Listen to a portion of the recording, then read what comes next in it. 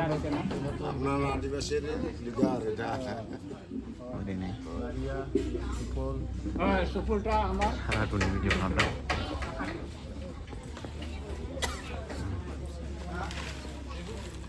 আমি model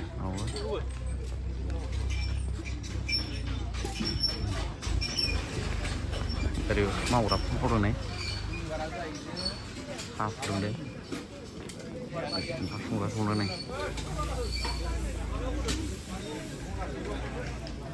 Saradu jalan naik dia ada Anda bazar ini jadi best no tiba-tiba ini kotor juga